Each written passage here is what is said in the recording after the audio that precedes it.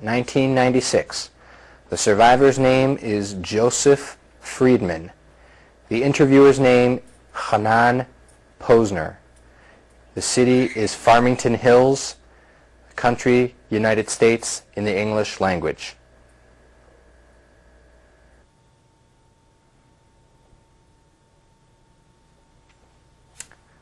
The interviewer's name is Hanan, C-H-A-N-A-N, Posner, P-O-S-N-E-R. Today's date is January the 4th, 1996. I'm conducting an interview with the survivor whose name is Joseph Friedman, and the city is Farmington Hills in Michigan, in the United States, in the English language.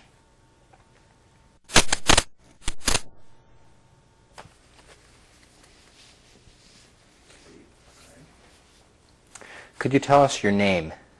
My name is Joseph Friedman, F-R-I-E-D-M-A-N. And could you spell the first name? J-O-S-P-H.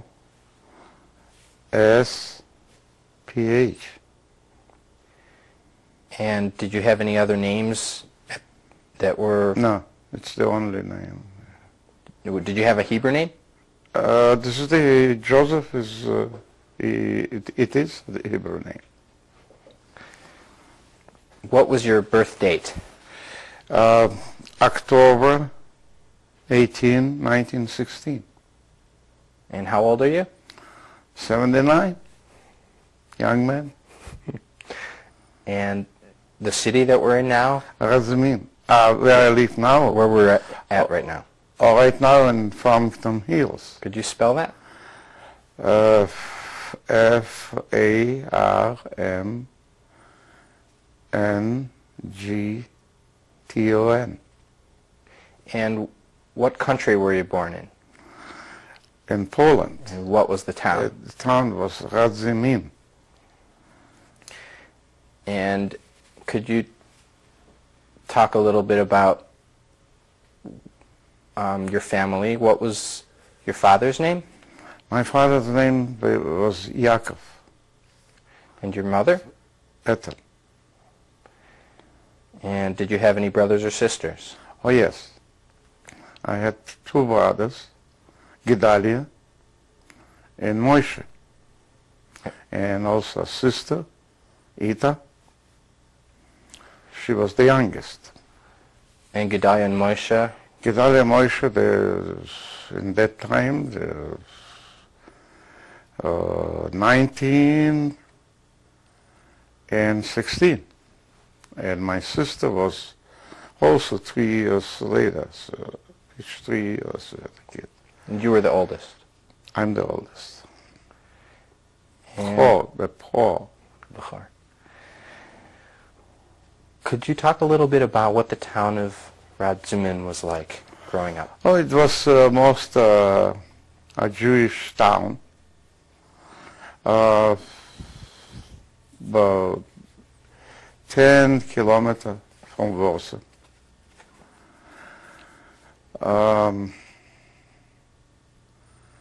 The Jewish population, the most was poor. They used to, there was tailors and shoemakers and carpenters and all kind of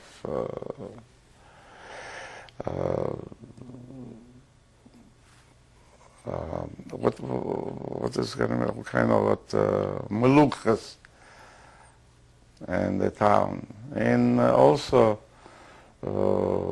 people who used to business doing.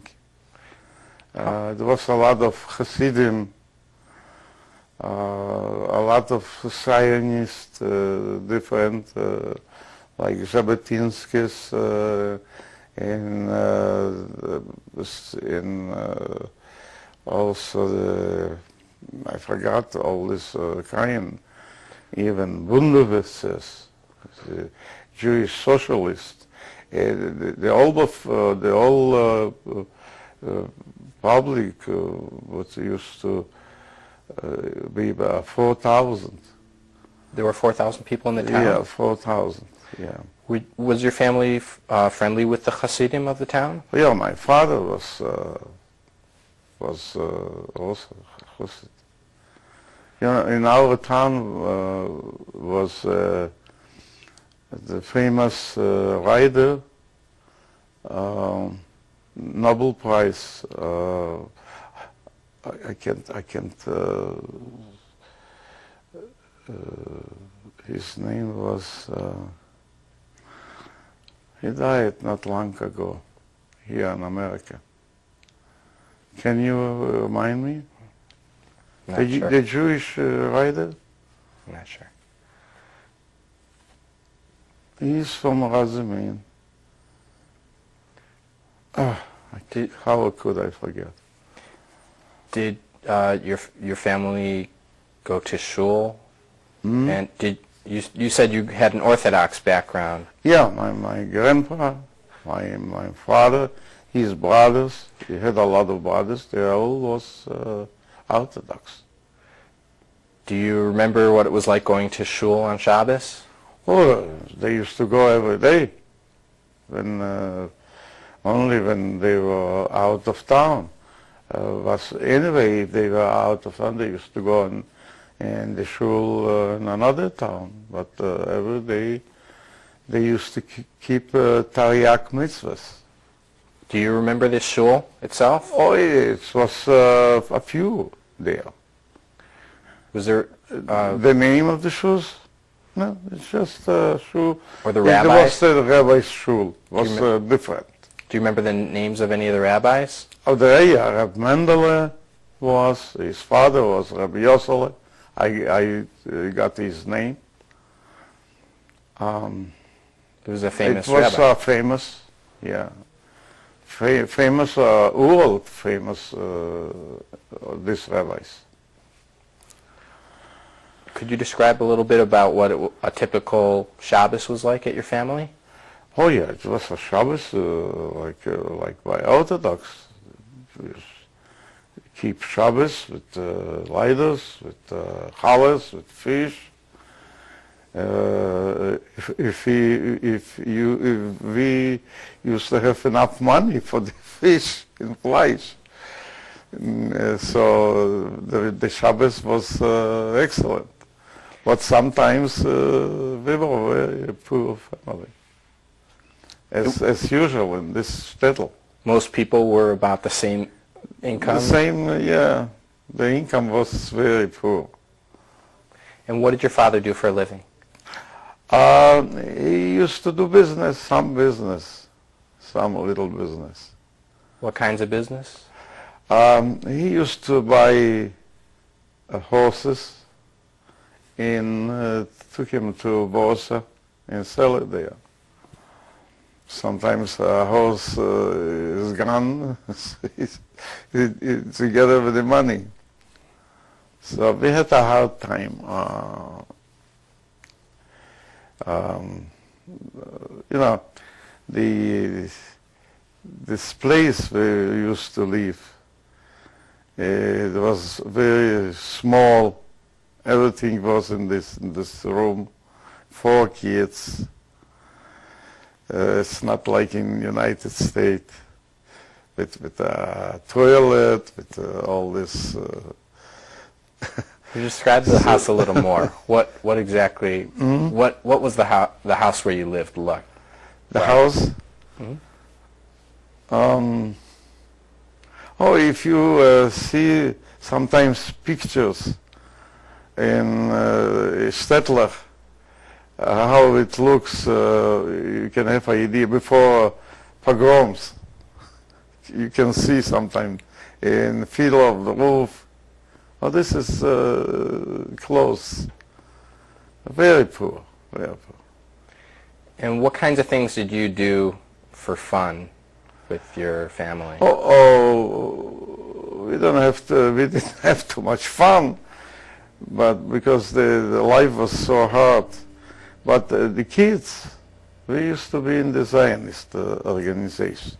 I was close to Jabotinsky's, revisionists. The same, my brothers used to go to school. The education was,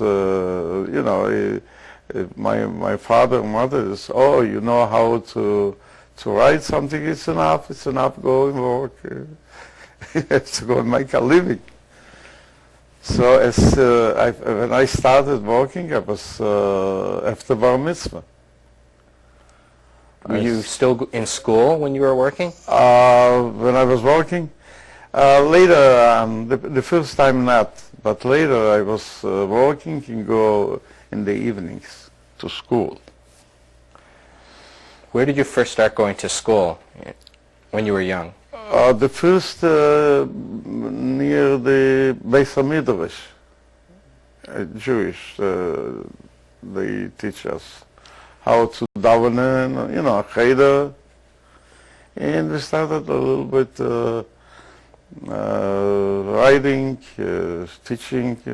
We started Jewish writing, and then we went to the school. So we used to write Polish. Did you learn Gemara, or? Gemara, yeah, I used to learn Gemara. And how old were you when you first started going?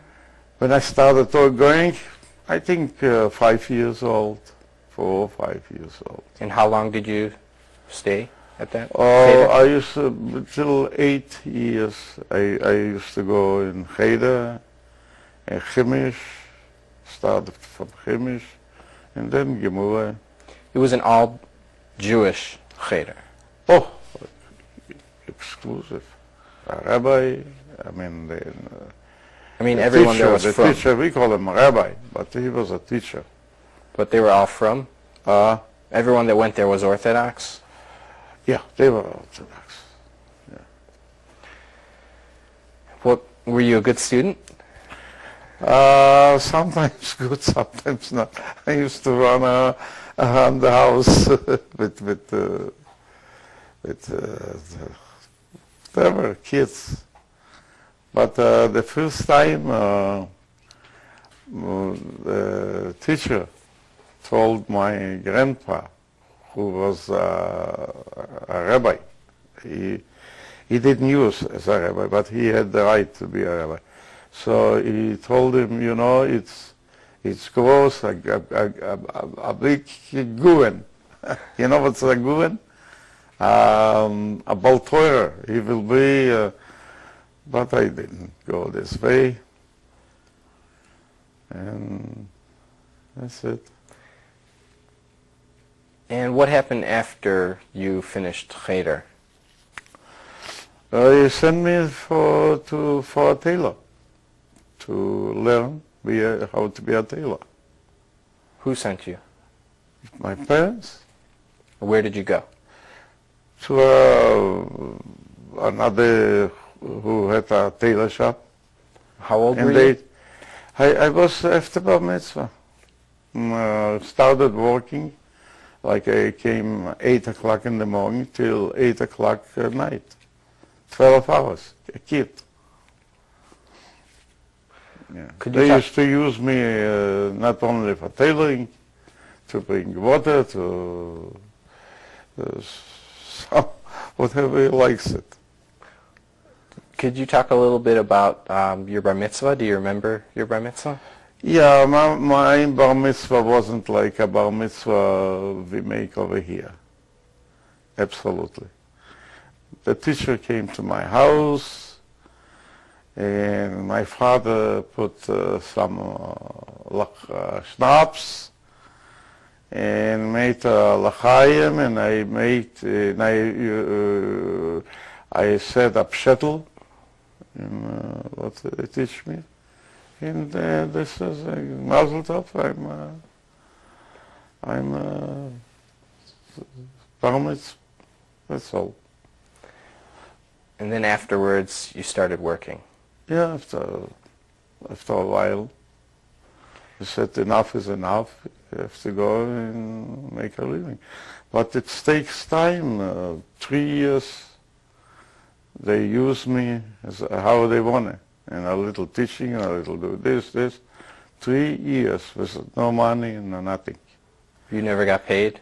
No, for these 3 years, absolutely. And after that, they started pay a little bit. But I left them, and I left Radzimin, and went to Warsaw. So I used to make money for myself. And how old were you when you went to Warsaw? Oh, about 17. Could you talk a little bit more about the town of Radzimin, The town. of what the people were like? Oh, that's what I said before. All kind of, we could call maluchas, professions. As I said, tailors and shoemakers and carpenters also, and even blacksmiths. By the way, I went to a doctor here. So doctor, he asked me, where are you from? I said, from Radzimin. He said, my grandfather is from Radzimin. Do you know him? So who is your grandpa? He was a blacksmith. I said, I saw, how would they call him? I knew him. He was our neighbor. This was my neighbor. This is a doctor in Michigan? Yeah, Michigan. Doctor, he was so happy. And I told him how he was looking. And he used to make horseshoes for my father's. So I used to come and help him. For the horses, he would make the horseshoes. Yeah. So help. So did you have a lot of friends when you were growing up? Oh yeah, always. We knew each other. You knew it's in face, in history, everything. We used to come together. Most of your friends were from school? Most of my friends, the school was like my school. It's 2, 3 classes and goodbye. 4. My education was the most after when I got out from Polish army in Russia. But myself, I used to go to school and also college. I got education from there. Could you talk a little bit about what your relationship was like with your parents? Oh, very close. Oh, everything was together. We have to get out. I get up in the morning and put on the tefillin and take the siddur and pray. And what was it like between your brothers and your sister? Oh, the relation was very close, loving each other. Like it's usually in the poor families. We were all together. And what was it like being the oldest of the children? To me, if something my younger brother didn't do like supposed to be, my father tell me this is my fault because they're looking what I am doing. So he blamed me for everything what they did wrong. Yeah. And what would you respond to him when he would say something like that? But anyway, it was we were close. When we had food, we eat. If not, it was not. Did most people in the town know each other since it was such a small town? Absolutely, yeah. Absolutely.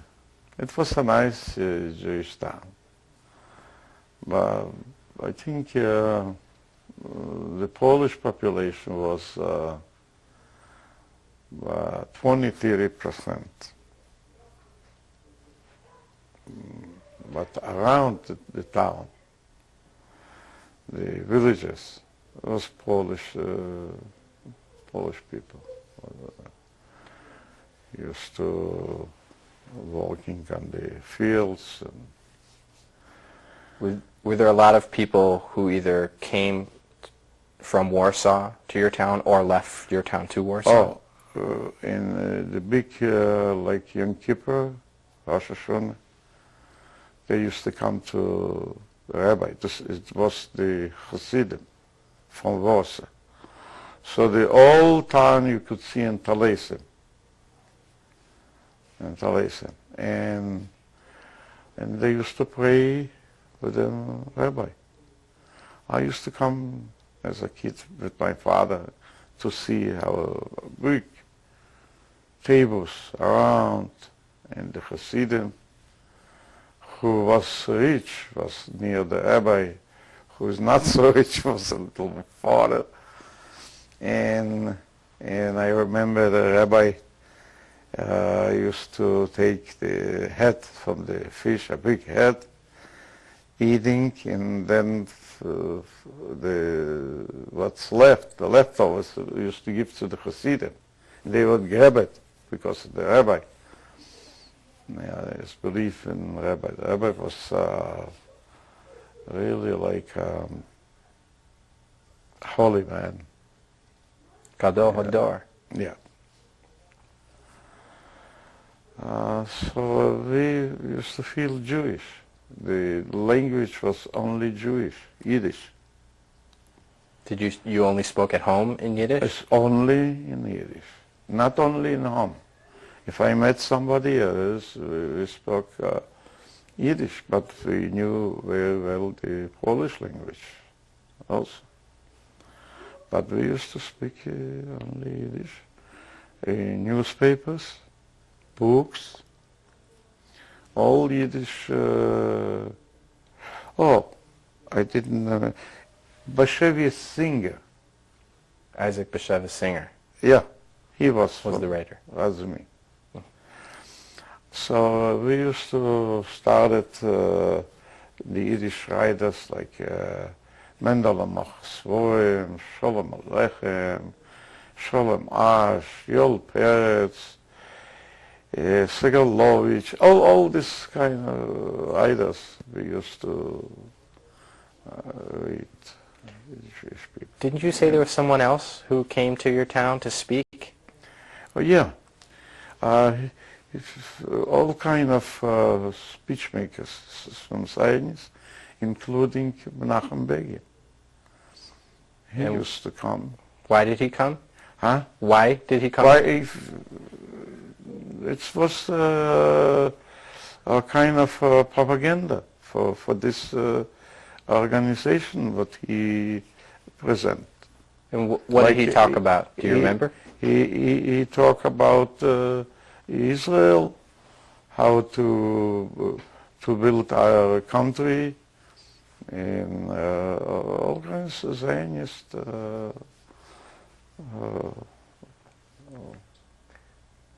Do you remember hearing him speak? Oh yeah, he was a big speaker. He used to, the people take him. He was a good speaker. Yeah, he was educated.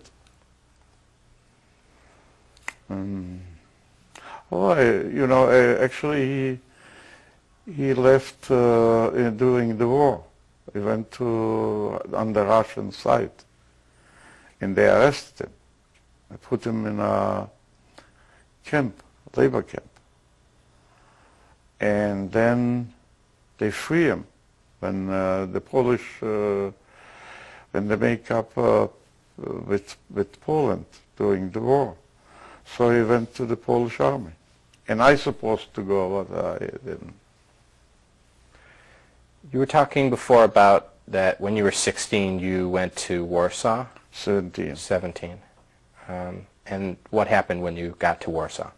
Oh, I started working in a factory, and I used to make money for myself. I was independent. Used to pay for my everything, clothing, food, and also where I used to live in the apartment.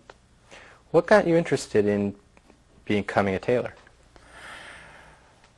What else can you do there? Or a tailor, or a carpenter, or something else, barbers. So I decided a tailor. And how about your brothers and sister?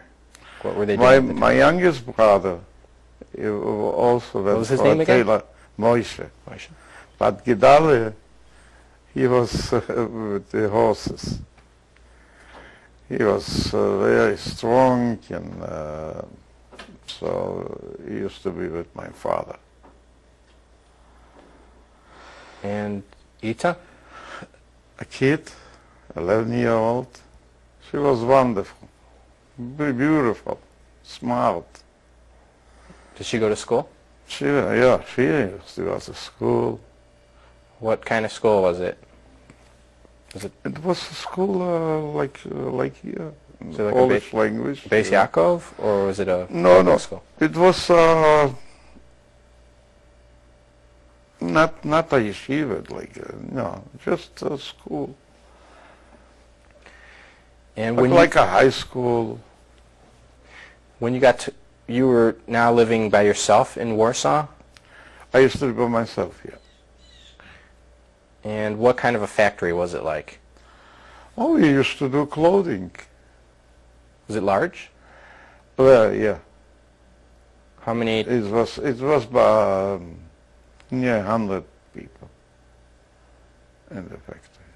It's in Warsaw. It's 100 people. It's a lot.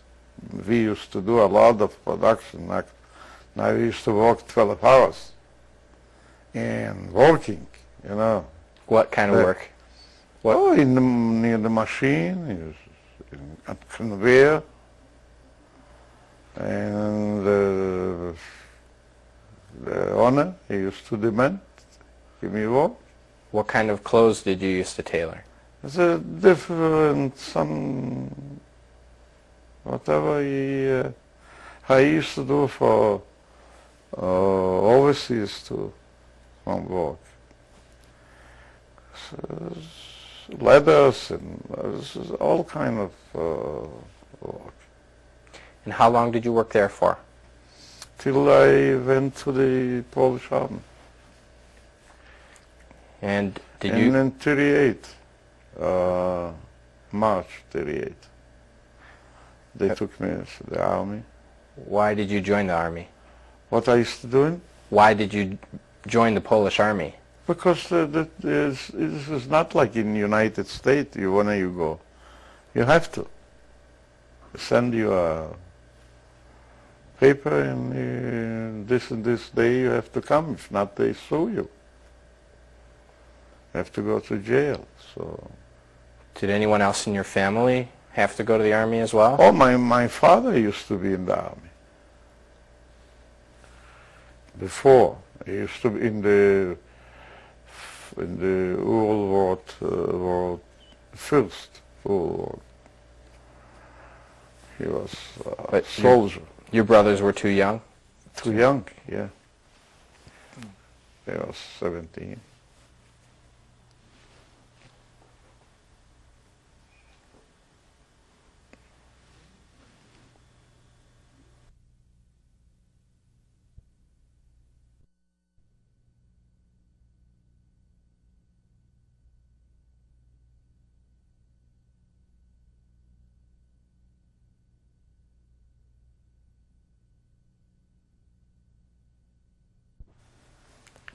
Being drafted to the Polish army. And could you talk a little bit about what happened when you first started with the army? Where did you go to? In 38, March 38, they mobilized me in the army, and I was, they mobilized me for 18 months. When the time ended, the war started. The Nazis. Where did you first go when you first joined the Army? When you first, in March 38? March 38, I went to the city called Lomža. It was it calls Piechota. The number we had is 33. And we started there. Were there a lot of soldiers? Oh yes, a lot of soldiers. Were there people there that you knew? Oh, of course, everybody. In this building where we were, everybody knew each other. There were people there There was Jewish people. from your hometown, from Adjimin? From a higher hometown, yeah. A few. And how long were you in Lomža for? All the time, the 18 months. And what was the daily routine like? What did they do in a normal day? Was teaching how to shoot, how to physically, and all kinds of armies used to have a hard time. What did you have a hard time with? Hard time? You said Oh, it's, you know, when you come, you are tailor, and you're not so strong as others who comes from village. So the beginning is hard, and then you become as other soldiers, and you do, it calls maneuvers in Polish. And we used to, everything, we used to put on about 23 kilogram, and everything, we used to go every day about 50 kilometers. So it was, you know. you would march. Yeah, marching. And were you ever able to go back to Radzimin? Was there ever any time? Yeah, they used twice. The first time as a good soldier, they gave me 5 days, and then Christmas. How many soldiers got to go back home as good soldiers? As good soldiers, oh, not many, few. How do you know how many approximately? Oh, you know, it's 1,000 soldiers. And how many of I those? know from the Jewish what I was only the only. You were the only one. The only. But in Christmas, everybody goes. Some they stay in, who is a bad soldier. Otherwise, everybody goes. What was that like when you got to go back to Radzimin? It was, you know, you left like a civil, and you become a soldier, a different face, stronger. So people, Jewish people come and look at you. Is this Yossel? Is this Yossel? Look at this, how he looks. And did your parents recognize you? Oh, of course. Did they notice the changes in you? Of course. I was different, stronger. I used to play soccer in the army. I was built. I was a strong guy.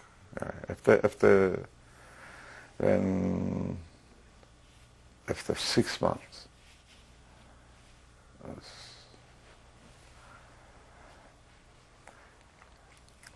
And what happened after you came back to Lomža? It was the same routine again of Yeah. marching and Same thing. that. Pesach, we used to go to the synagogue. All Jewish, they took us to synagogue. And we had kosher meat, kosher meals, matzah. Did they have kosher food regularly? In the for army, Jewish? no. No. No kosher. Only on Pesach. And how long were you in the army for? Until when? Till 18 months I was in the army. Till the war started. And did you hear of things happening before that about the Germans?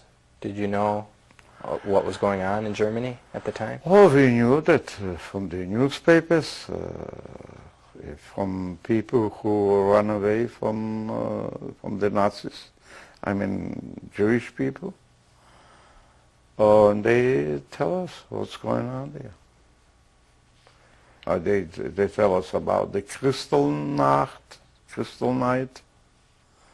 We knew everything, what's going on, but we couldn't believe it. They are gonna kill us like that. We couldn't believe it. For what? For what kind of sins? Was there anyone in your family that tried to leave? Oh, yeah, me and my brother, the younger brother, we left to on the Russia side. You know, when the war started, the Russians come from the east and the Germans from the west, so they share. So we went to the Russian side. But was there anyone out of your family or friends who left to, let's say, America or to Palestine or anywhere else? All my mother's family went to America. When did they go to America? On the 20th, 1920, 1919 maybe, when I was a little baby. So in 1939, when the war broke out, Mm-hmm. where were you? Were you still in the army at the time? Oh, we was surrounded with the Nazis and circled, you know. This was in Lomza still? In Lomza, yeah. The war started in Lomza. We were very close to the border. So we went, we took the positions, and the war started. Till the last minute, we couldn't believe that it's going to be a war. So, and I remember how we started the war. We was in a little village on the border. And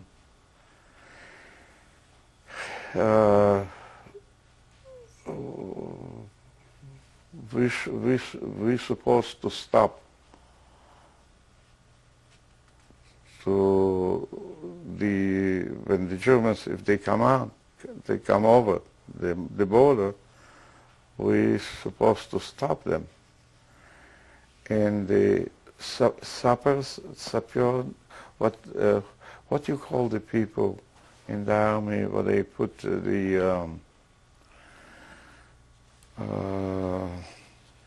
I can't explain. They supposed to the bridges to blow up. So we supposed to stop them for a while, and then we gave them a sign, and they blow up all these bridges. But they made it from the Germans from this village after 3-4 minutes. if you would see everything together, the cows, the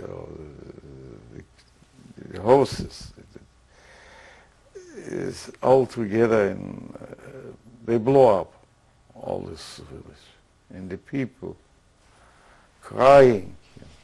This was the first picture that I had. So we did everything what we supposed to, and then we ran back to the major position what we had. Back to where?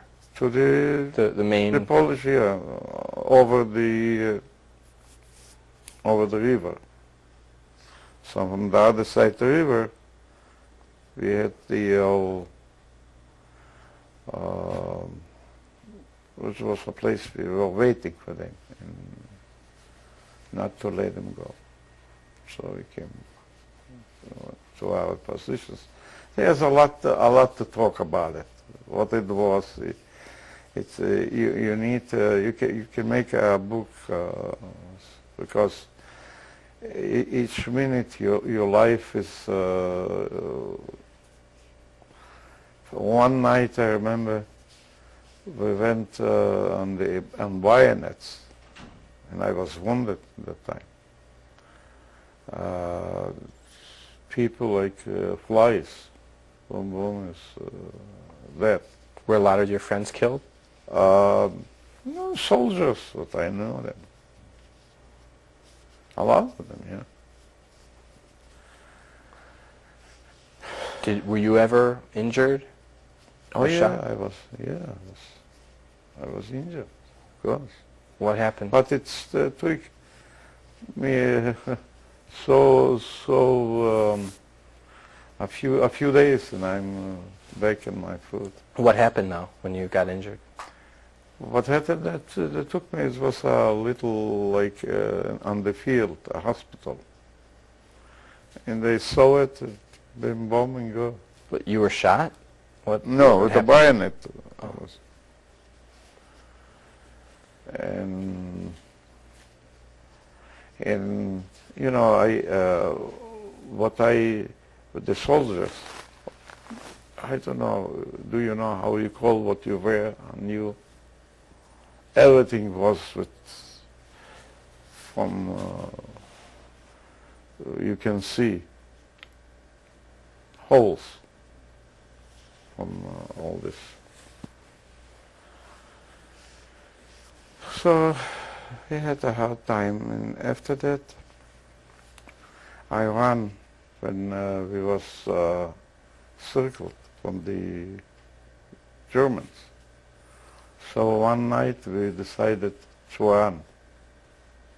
Who decided to run? A group with an officer. And where? Where did you It want was to go to? near Lomza, somewhere. There is a wood, big wood. They call them red wood. So when at night once I decided to go. With this group of people? With a group, yeah. One officer asked for people who wanted by himself to go. How many people were Oh, there? it was about 20, near 20. And what's happened with the other people when they started to shoot us? So I hear behind me Germans, halt, halt, halt, and shooting. Two of us. And thank God we survived. You ran while they were Yeah, trying to get you well, to shoot? well, maybe there's 5 meters after me. But you see this, they didn't, they survived. And how many other And people the were... others, they took him. So how many... A few was killed. But this is a moment I saw it. But it was dark and I ran. And you were with other people? Yeah, I was with another guy. Another person. With a Polish guy. And you went to the woods? Huh? Yeah, we went, no, we went to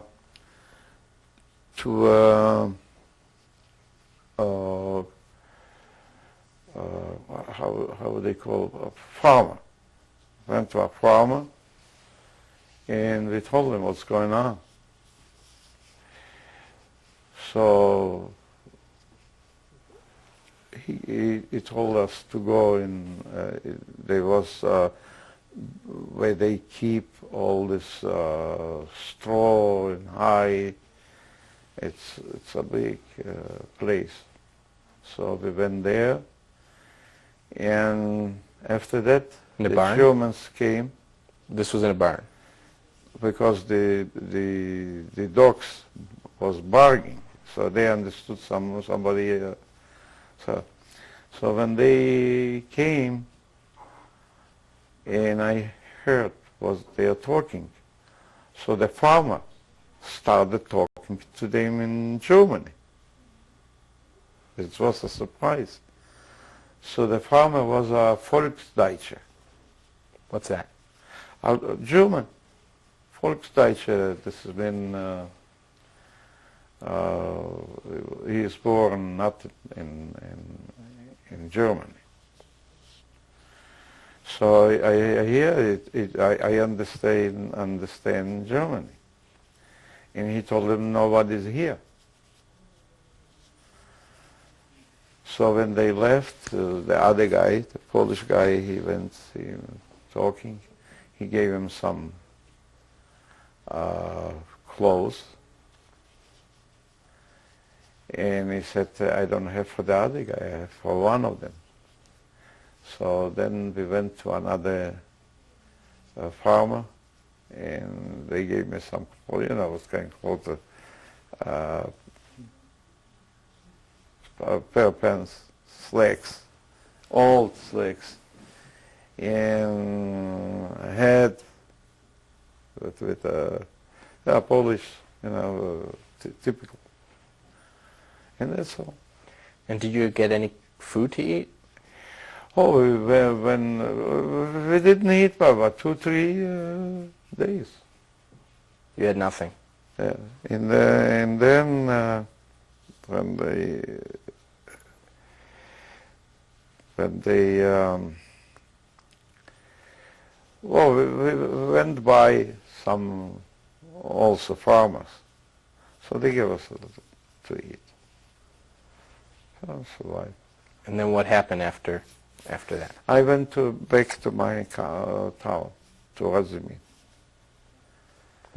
Were you able to go by freely? Oh no, I came, you know, around. I knew this neighborhood.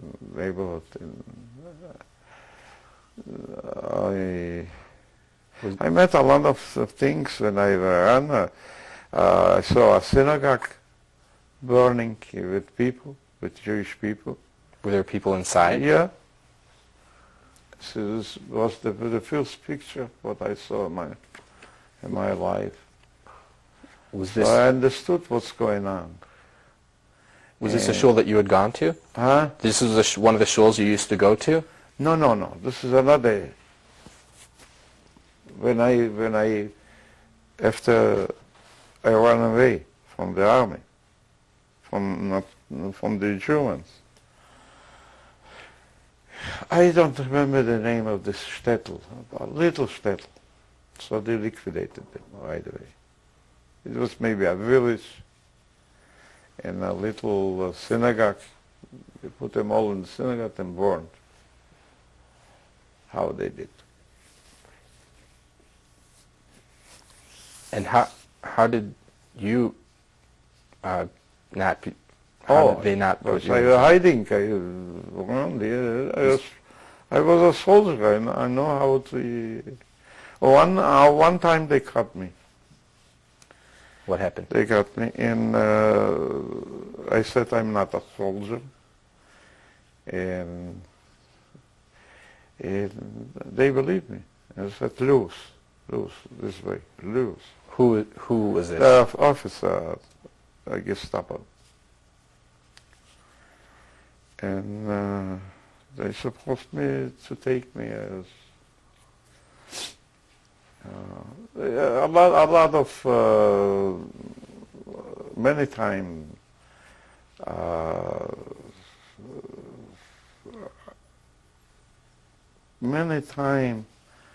I was close to be shot.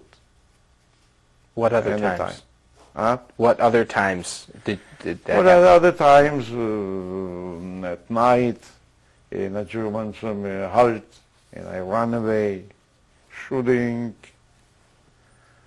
You know, civil people, they didn't know how to go To run, to dodge. run. Yeah, they shoot them right away.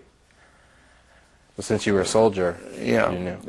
One time I was in a city. It calls Ostrov. So I went to the synagogue, and I was tired. And I went on the place where people sit down near the Sefer Torah, you know. And how I sit, I fall asleep right away. And another soldier, a Jewish, also came. So I hear Gestapo with a rabbi, and they tortured him, and they took off all the Sefer Torahs, putting in this, and the rabbi, praying on the knees. It was a picture. All of a sudden they saw us. Hey, come here, who you are? So we ran away. They didn't shoot, to run away again. It's so many time I don't know how I got being alive. So you said you went back to Radzimin. And by the way, I went back to Radzimin. And what was your town like at that time? At that time, Mhm. Terrible. When was this again? What was the date when you came back? When I came back, I guess the end of September. Of 39. 39. And you said the town was terrible? Terrible, yeah. What they did with the Jewish people, especially they took the people, respected people, and they put them in instead of horses.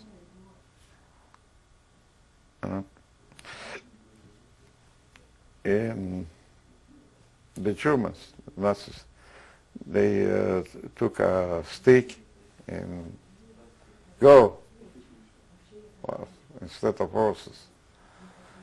It was a terrible thing.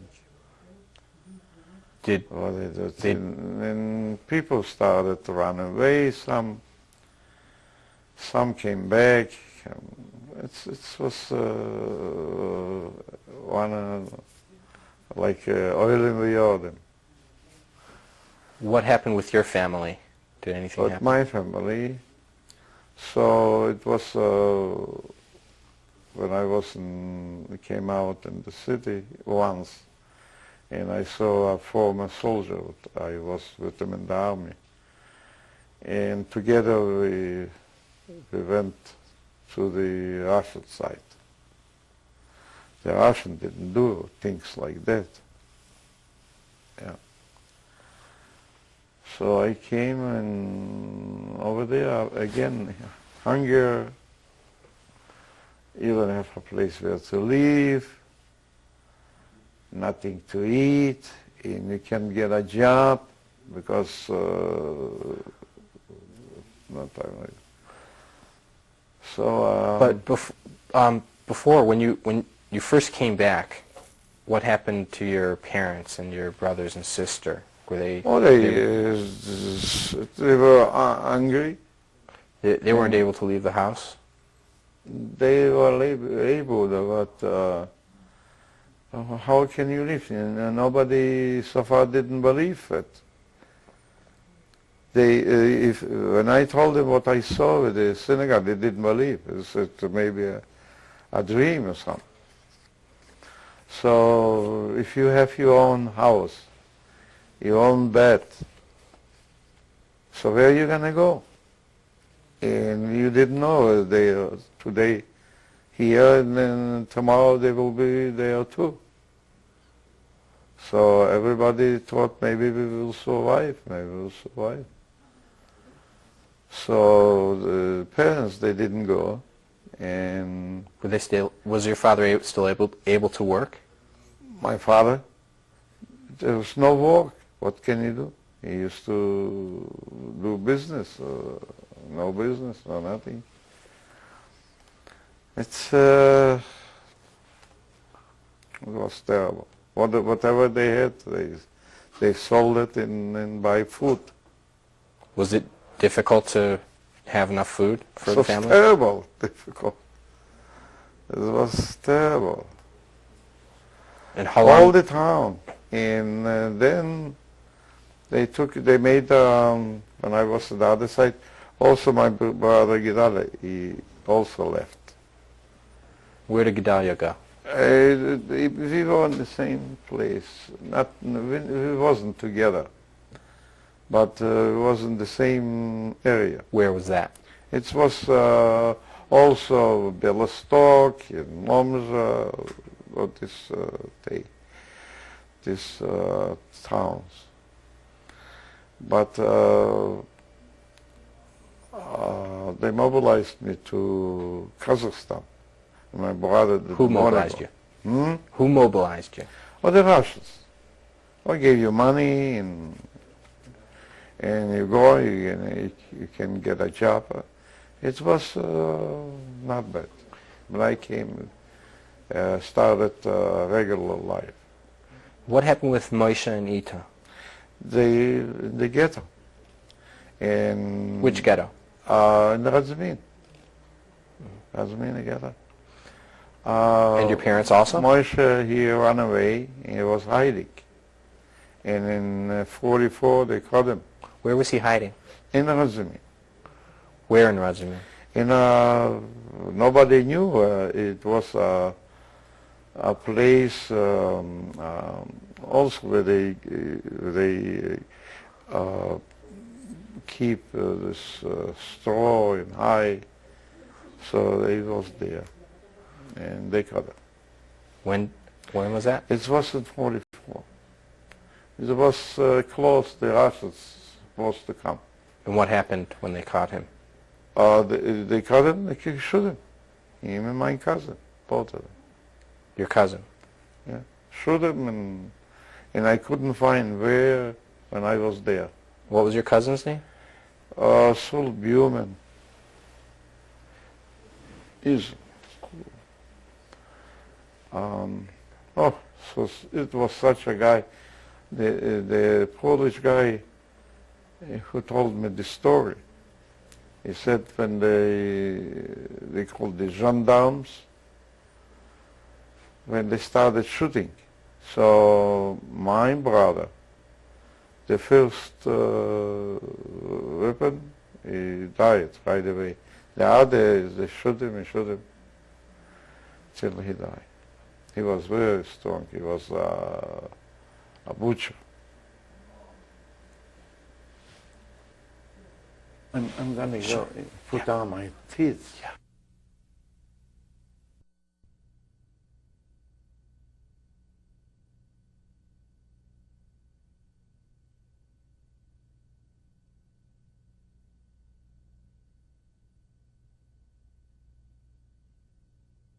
And your cousin, Mm-hmm. they ran away and they got shot. Yeah, they were hiding. And what happened with Ita? When they liquidated the ghetto, all these people were taken to Tremblinka. in Treblinka. I met one survivor. There was about 3 survivors. They ran away alive. So one of them, I met him in Israel, Tel Aviv. And he told me the story, how it was in this ghetto. People used to stay in the window and crying, I'm hungry, I want to bread, I want to bread. They were looking like dead people. And it was sicknesses and lies and thinking. It was what he told me. It was impossible to hear. So then, after all, it's very interesting. It was a Polish family. Before the war, before the Nazis came, they were so anti-Semitic. They couldn't. So they used to say, the Jews, you go to Palestine. You have nothing to do here. So as a kid, I was afraid, to go close. It's a mile away to go. So when they said, so what's going on in the ghetto, they started supply illegal food. They used to make flour. So they used to supply as much as they could. They told me about another. How did you find out about that? Oh, he told me he was in the ghetto.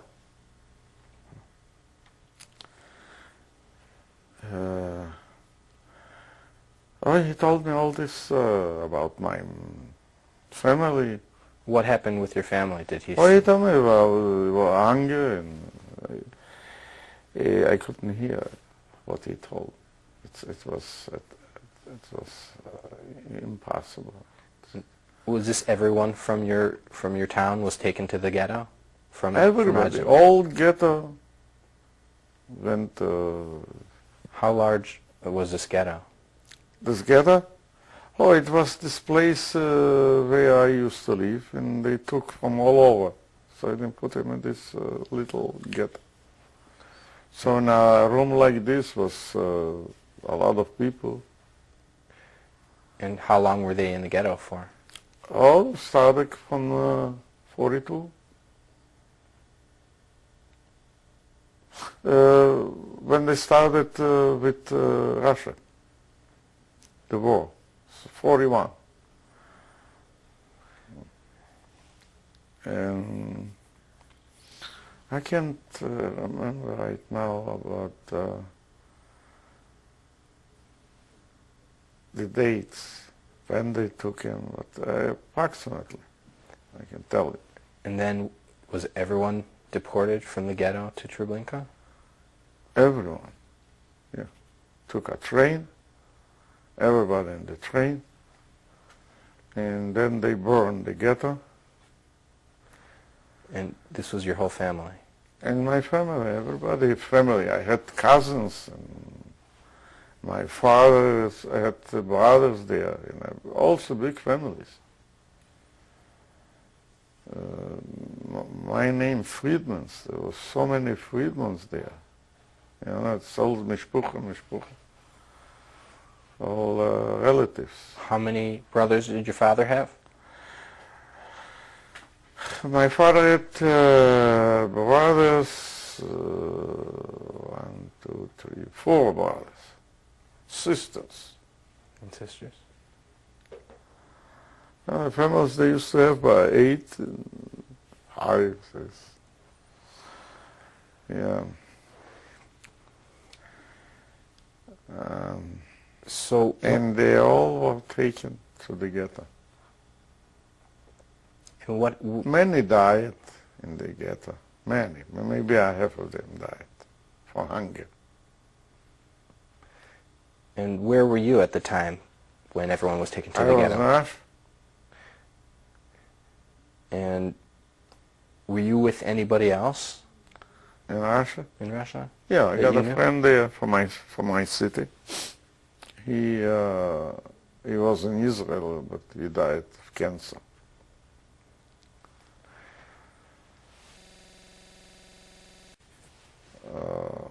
There's a lot of stories. What's happened? I know a friend of mine. Before the war, he married, and they had a little baby. And when they find out they're gonna liquidate the ghetto, they run away.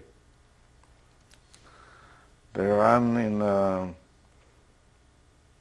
wood. Around the town was wood, a lot of big wood. They ran with the little baby. Baby was crying, and they ran and know what I talked to him. I got this in the book too. So they decided the baby to put him in a place where people walking. And they left the baby and ran away. So he survived. His wife was killed, and he survived. After the war, he went to the same place looking where the baby is. So he couldn't find it. What is his name? Gershon Yonish. He couldn't find it. A long time he was looking. So he thought the baby is dead. So he decided to go to Israel. On the way to Israel, he came to Italy. In Italy,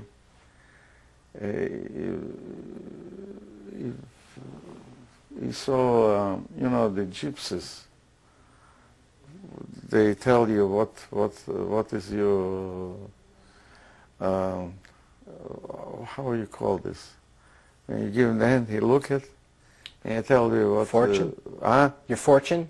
Yeah, your fortune, this. Fortune telling. Yeah. So she said, tell them, you have a baby, and the baby is waiting for you. So he went back. He started looking in the churches. Maybe so he find out. He find out there's a baby. In the same time, she gave a name, Bogudana. That's when God gave it. But they didn't know where she is. She went to Warsaw somewhere. So he went to Warsaw, and he found the connections where she is. But he didn't tell her that he's the father. So he started keeping friendship with this lady. Her husband, this is Polish people, her husband was also in a camp, and then he came back. So he started with this baby, with this child, also friendly and this, and he started, was a guy, a good businessman. Started making money and bringing it to them. So after a few months, he was a close friend, so he told them, it's my daughter. So she started crying, good, from here, I don't want to talk to you. But he said, it's my daughter. That's why I told her the story all the time. And she wrote a letter to the Pope in Rome. Told him the story, what's happened. So the answer was, give it back. So he went to Israel, and she was a mother. She used to come every year in Israel to visit. From Israel, come to her to visit. And this girl, she was 17 or 18. She went to the Israel army. It's a story. Where did you hear this story? Oh, I got it from him. From him. From him, and I got this in book too. Which book? We got a book from Radzimin. It's everything from the families who survived. A lot of them, they went to Israel before the war. Halutzin, Zionists. Now, you said when you were in Russia, you were working as a tailor. Did you know of anything that was going on in Radzimin, what with the ghettos and what the conditions were like? Of course I knew. In that time, I had a few letters from my little sister. So it was in 1940. So they were in the letters angry and like that.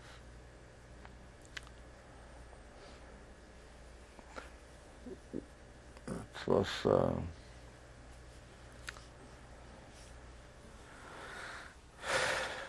now when you hear from the fascists, and they say it wasn't a Holocaust, it makes me so angry, so bitter.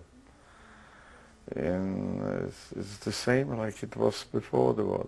You got again the same fascists, the same anti-Semites,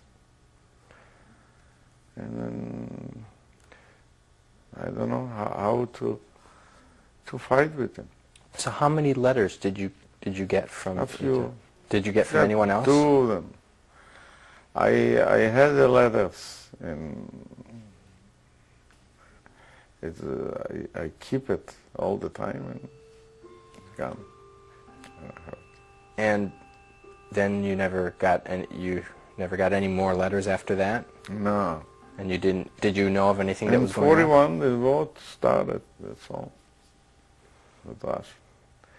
And what happened when you were in Russia? You said you were deported to. They took you to Kazakhstan. Yeah. What was it like I there? think I used to work as a tailor. And the life was, of course, better than the Germans. But when the war started, it was shortage of food and everything. Were you able? It was. We could survive there. Did you make a good living? Yeah, I wouldn't say a good living. Nobody made a good living there. A living. And how long did you work as a tailor there in Kazakhstan? I started in 4 years. 4 years. And you said there was a friend there also from Radzimin who Yeah. was working too? No, he wasn't a tailor. He was. He used to work whatever some kind of works. I was in a better position than he, because tailoring, they used to pay better. And did you do anything else outside of the work? Was there, For example, the Russians, did they ever make you do any kind of work for the war or anything like that? oh, when the war started, they mobilized me in the army, labor army. When was this? Oh, it was in 42. And what happened? I worked there. What kind of work? Whatever needed. One day you work on the ground, on the other day you work in a factory. All kind of works. but they didn't mobilize to the army. They, maybe because they didn't trust it, or because by international law, refugees don't have the right to send to the army. So that's why. But in the labor army, yes. And for how long were you there? Well, a few years. Yes. And were you still able to work as a tailor during that time? You said you worked as a tailor from 40 to 44. Oh yeah, but it's not that. It's a short time when they mobilized me, and I was working. It was maybe 6-7 months, and then they took me to tailoring again. And had you heard of anything after the war? What was going on in Razumin? Did your friend hear any news at all? Oh, I started when I came back to Odessa. After I married my wife. When did you go to Odessa? In 44. 44. What made you go there? Huh? Why did you go to Odessa? Because my wife was born there. She had a house there, apartment. And how did you meet her? Oh, she was evacuated from Odessa to Kazakhstan when the Nazis came. So they ran away. She was their father, mother, and a brother. The brother is now in Israel. And the parents, they died old, in the 80s. And where was she living in Kazakhstan? Was it near where you were? Yeah, I was living in the same town. And you met just... Yeah, we used to come together. Used to come. And then you both moved to Odessa? Yeah. And did you get married there? Huh? Where did you get married? Oh, married in Kazakhstan. I met her there, and after time, we met. When did you get married? In 43. October. And then you decided to go back to Odessa because that's where she was from? Yeah. And her family was there too? The family also went after. The first we went. And what was that experience like going to Odessa? How did you get there? It was difficulties. It was difficult. Her mother's sister, her husband was an officer in the Red Army. So he sent papers to go back. So when we came back to Odessa, they gave her back the apartment. So we were together in the apartment, and then her parents also came back. And also they got back their apartment.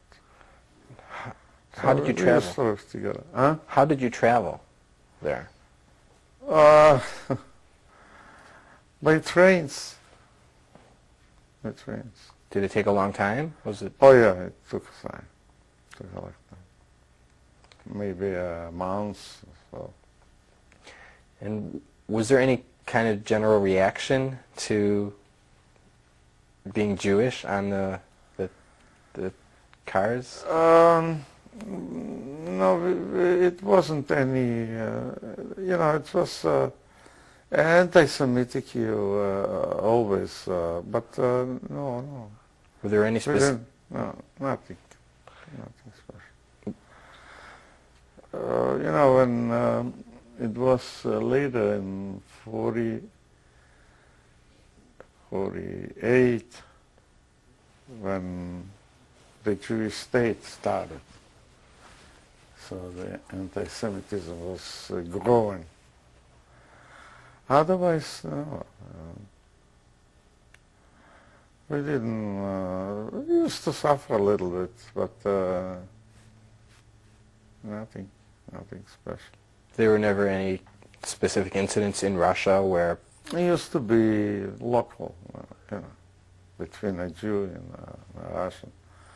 But the Jewish people used to have big positions in the army and yeah, you had chiefs of places, you know, big places, factories, engineers was Jewish. So it wasn't too bad in this. Later, Stalin started this politics. It was, but you were free. It's not like the Nazis. What happened when you got to Odessa? So we got back the apartment, my family, and I started working as a tailor. And what was the life like there? Did you make a good living? Yeah, we made a living. Yeah, everybody worked, and we made a living. I used to make good money because I used to work in a house. People who want a better clothing, you know. So they used to pay better. It was not bad. Do you remember that when the war was over, what it was like? Oh yeah. What happened? Oh, it's came and everybody was happy that the war is the end of the war, and the Jewish population came back, and you know, the Jewish people in Odessa, they are special. They like to be freilich. Happy. Happy. And it's on the Black Sea. So later on, we had our own apartment, beautiful apartment, and the life was. Then I started to go back to Poland. When? I started. It was in the 50s. Yeah. 49. And we didn't go, actually. Unfortunately, we didn't go. It was a big mistake. What happened after the war? Did you find out anything about your family or your Yeah. hometown? What happened? I wrote letters to the official, to the mayor. So they told me what's happened. What did they say? They told me about about the ghetto, how they took him to Treblinka. I wrote letters to people that I knew. Like my father used to have a partner, a Polish guy. I wrote letters. He knew. He told. I had letters. Said they went to Treblinka. And in Treblinka, everybody knows. So what happened in '49 when you went to Poland? 49. Did you say you went back to Poland? Out of Poland to visit. It was when I was here in the United States, 5-6 years ago. 6 years ago. my son and me, we went to visit, to see what's going on. About 1990, you went. You were. Oh, no, before. You said about 5 years ago. Huh? 5 years ago? No, 6, 7 years. 6, 7 years. What year was it? 88 or 89. 89. Yeah. And what was it like when you went back? Terrible. The town, it's miserable. What did it look like? It looks like after the war. You know, it was a beautiful neighborhood, the ghetto, with the synagogue and the all around stores, food stores and clothing, and it was alive. Or when it came, it's like a little village, miserable. Was there anything from your hometown that was still there that you recognize? Any buildings? Not or? Jewish, yeah, Polish, yeah.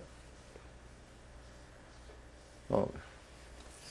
Was there anything about your house or anywhere around where you lived that was? Everything was burned. This was the ghetto. And did you speak to other Polish people that you had Oh known? yeah, indeed. They told me what's happened. Was there anyone that you had known Jewish that was there? Oh yeah, but I didn't matter. My father's partner, his daughter, used to speak Yiddish like a real Jewish. So when the Nazis came, they hired her somewhere. They sent her in another city or so to friend. They hired her. They were afraid because she was only with the Jewish people. Well, a lot of them, like my father's the partner, he used to speak Yiddish. And how long were you there for when you went back? When you went with your son? One day. It's nothing to see there. I went with this Polish guy. He said maybe there. He don't remember where my brother was shot. I couldn't find anything.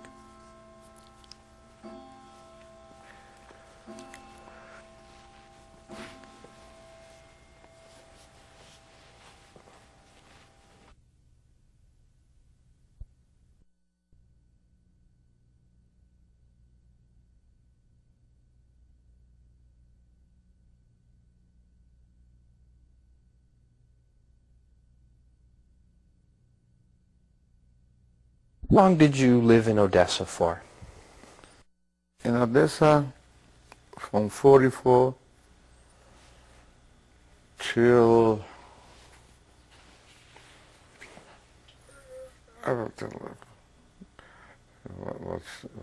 until 64.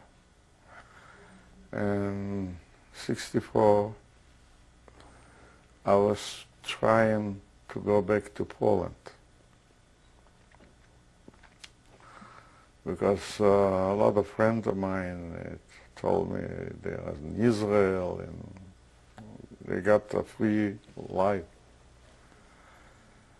And the Soviet Union, you couldn't have a free life. They told you what to do, you know. So when I started this, I had a big position there. I was the head of factory. So they warned me not to go, not to talk about it, to go back. But I didn't listen, so actually they put me in jail. Till 74. For 10 years. When I get out, took my family, and we went to United States. You had children in Odessa. I had two sons. What are their Oh, names? the first son, he went, the youngest son, What's his name? Ed, he went straight to Israel. The first, he was the first. It was in 73, and he was in the war, 73, and he was wounded on the Golan Heights. He was wounded for about 6 months. He was in the hospital. After that, he went to United States to study. He was an engineer, but he was trying to have education from United States. And Israel, with education from United States, you can get a better position. Yes, there. So he went to Leipzig, studying again. So I came to Detroit. Because he was already here. Because he was here. And you had another son also in Russia? The other son, they didn't. He couldn't go. He was still. He's now about 8 years in the United States. What's his name? John. Yaakov, the Hebrew name. And when did he come to the United States? I don't remember exactly. He didn't come with you? No, I came 20 or 21 years ago. Then he came. He also had problems there. They didn't let him go. Why was that? Well, in the Soviet used to be sometimes you can go, sometimes not. So when he could go, he didn't go. When he wants to go, they didn't let him. And his wife had a brother in the army, also with a position. So they didn't let him go. So now all the family is here. And thank God. And what happened when you first came? You came straight to Michigan? Straight to Detroit. And the next day I went to work. Where? As a tailor. How did you get a job? I went right away a job. How did you find it? Huh? How did you find it? People tell me. You knew people here? You knew people Oh in yeah, Detroit? I had a Besides friend of mine from my town. He's still here. So who find out? I mean, as a tailor, they were looking for tailors at that time. So I went temporary, and then in another place, and then another place, all temporary, till I found a job in using hatches, and I will stay there till they went bankruptcy, liquidated. So after that I went myself. I had a shop till 3 years ago I retired. Where? After I had a heart surgery. Where did you have the store? 12 Mile in Orion. And my wife had a little store, jewelry. Also, the first time she used to work in a kitchen. She was in Odessa teacher, music teacher. But she didn't have the language, so she went working in a kitchen. She used to work hard. So little by little we saved money and bought a little house, a car. You know. But you can believe it how I used to work here. I used to work for Hughes & Hatcher from 12 till 9. From 6 in the morning till 12 I worked for another. In 9 o'clock I used to come home. I used to do tailoring for some people. So I was working like crazy. But because I need money. I need a car, I need a house and clothing and all this kind. So I made good money. And my wife used to work the same thing. She used to work in kitchen in Sheraton. So she used to do overtime and double time. She used to work 7 days. And I was in the 60s, 60 years old. Wow. Could you talk a little bit about what your children have done as a profession, Ed and John? My children, yeah, they are educated. My son was from Israel. Well, he was in Israel then when he come over here. So he decided to stay here in United States. So now he's a programmer. Computer? Computer, yeah. He does good business. Well, he makes a good living. And where does he live? In Boston. And the oldest son. And does he have children? Yeah, 2. And what are their names? I'll show you in the pictures. What are the names of the grandchildren? Grandchildren's, the youngest is Garrett, the other is Clarence. But they have Igbo names too. And the oldest son is which came 8 years ago. He's in Philadelphia. That's John. Yeah, he's a jeweler. He makes a living. His wife is a chemistry engineer. She got a good position.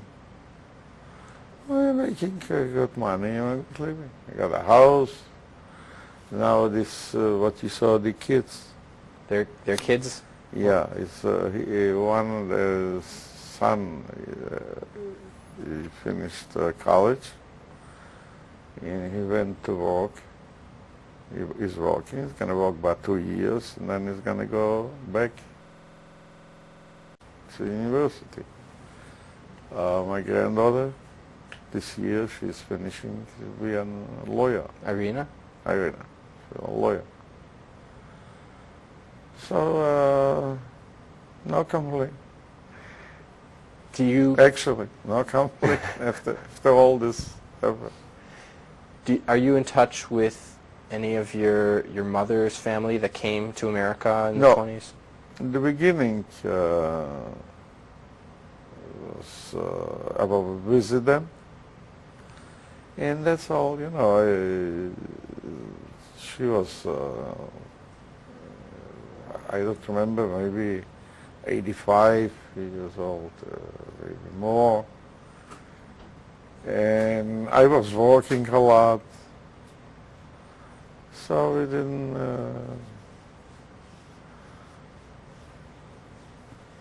everyone is busy. I asked my mother's sister about the brother, which is in Los Angeles. She said, yeah, sometimes, so I understood what's going on. Here is everybody is busy, and they don't have time to play around with mishpucha, like in the shtetls. You know, the shtetls were together. Because everyone lived yes, right. Different. It was a very close town. It was very small. Yeah. Oh, the United States is different. Unfortunately, I would like to, but they are busy, we are busy. And we are different people. People who came from the old country, and the American people who was born here, different people, different life, a different education, and a different mentality. All this is different. Do you think that there was any particular reason that you survived? I think it's God made it. It's from God. You know, in Yom Kippur, who is gonna live, who is gonna die, when we take our chatuni. So it's from God.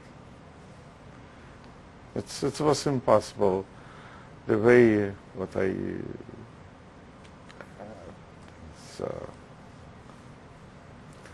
and I survived. Do you think that having gone to Russia also helped with your survival? Did the Russians? Yeah. What are your feelings about how the Russians treated you? I can say Russians, it was Soviets. It was a lot of nationalities, like Kazakhstans, thanks to them, many people survived. That's a fact. Many who came to Russia, they survived. Some of them not, you know. Some of them, they took him to the camps. But, for example, my friend who is here, they took him to a camp. I was working, you know, and a lot of them, but everybody survived. Some of them died, some sicknesses, some had a hard time. Is there any kind of message that you would like to leave for either your children or grandchildren about your feelings about the Holocaust and your family? What happened to your family? My message is we have to believe in God, and we have to thank this free country where we are for our life, what we have, a free life.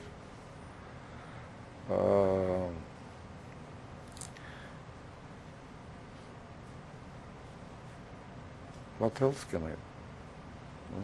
can I say? Is there any other We thing? are all happy,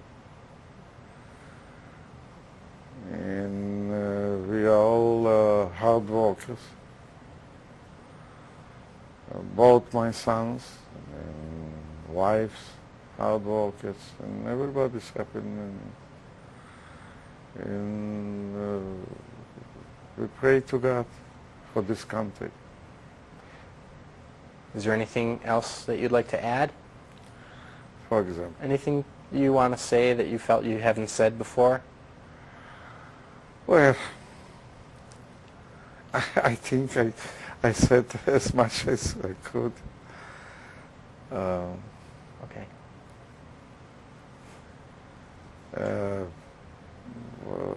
We had a lot of help when we came from the Jewish community. They helped us the first time, thanks to them. And in the United States, I feel I'm Jewish, and I'm proud. I don't have to hiding that I'm not Jewish. So. And I feel we have power because of our education, our hard working. So this is all what I can tell you. Thank you very much for your testimony. Thank you.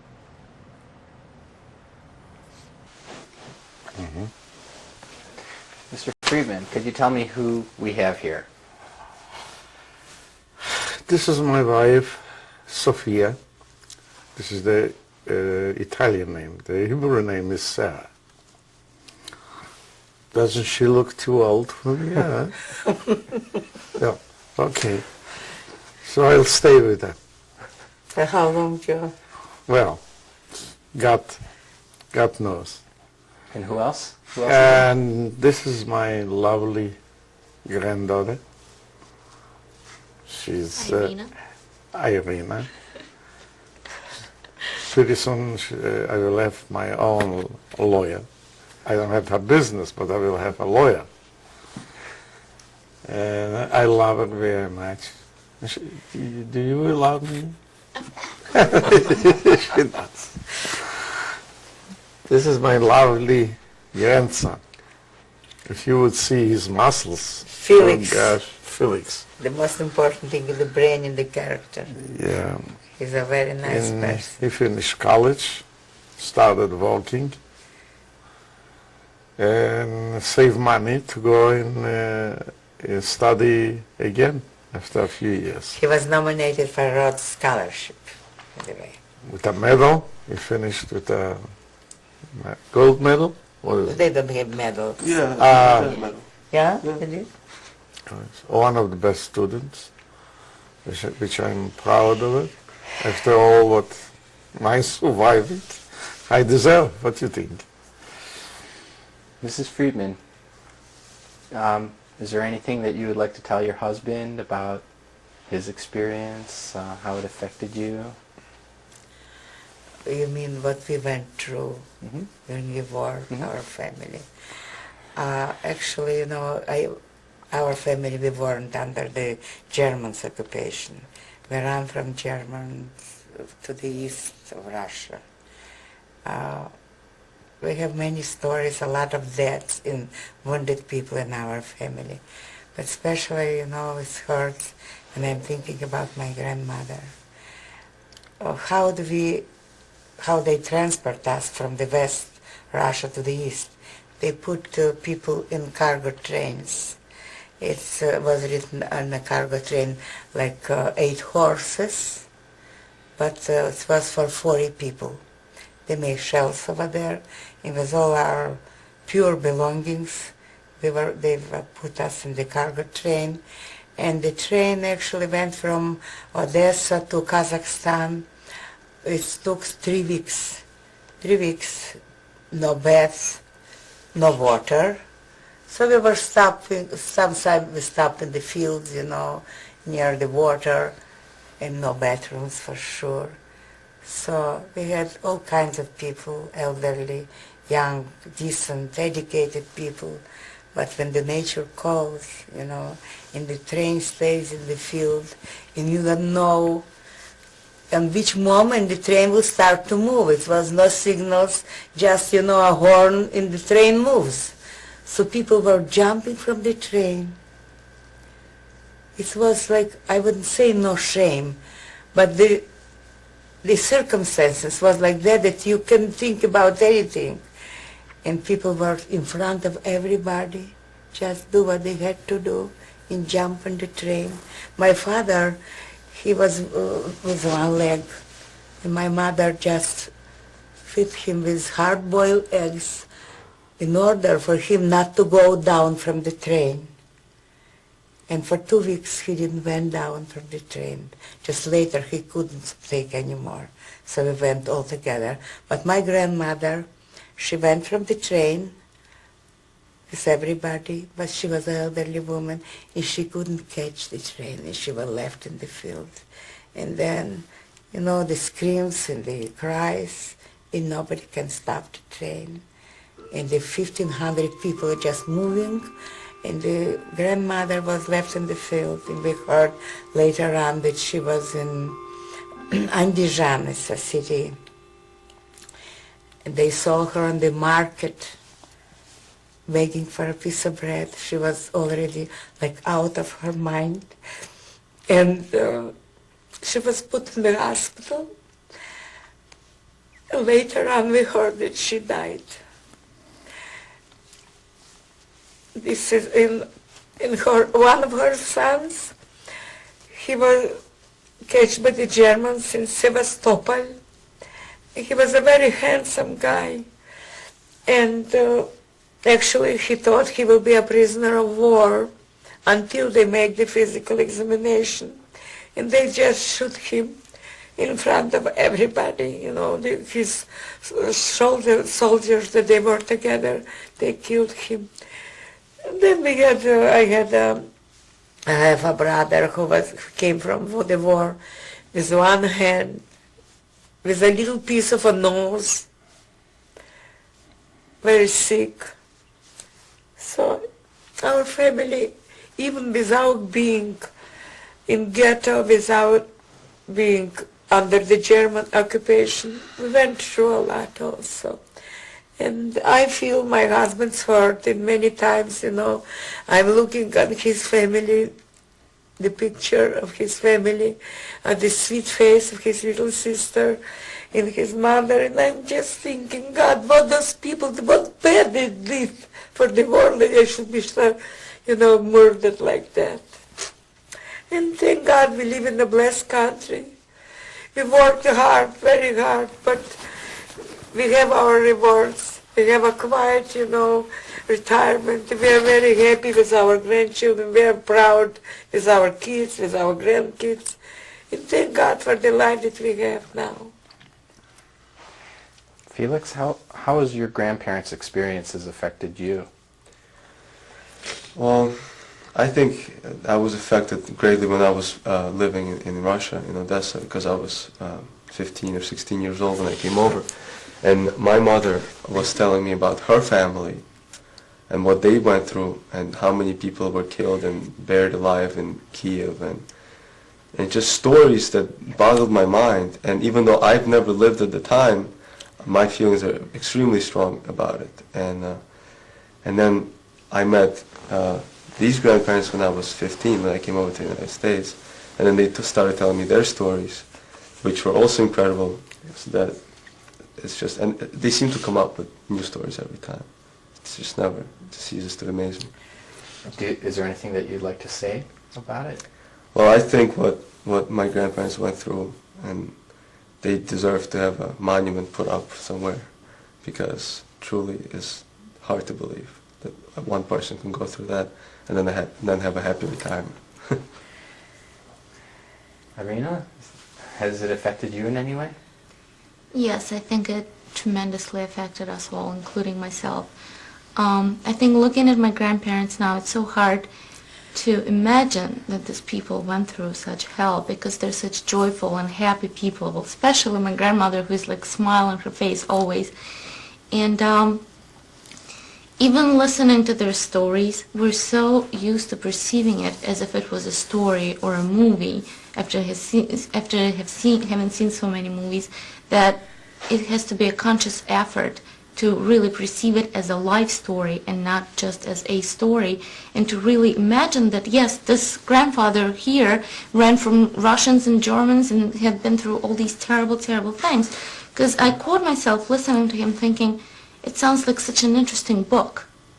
And this is real life, and it's very scary. And I think once you make this conscious effort to understand that this is real life we're talking about, it really brings out the appreciation of the things that we have today and the realization of how much we owe them. I mean, the fact that we're born and so forth, but the fact that we're in this country and have a chance of being successful and alive and happy, this all goes back to them, to the roots. And I think it's incredible the effect it has in our lives, and also it brings out this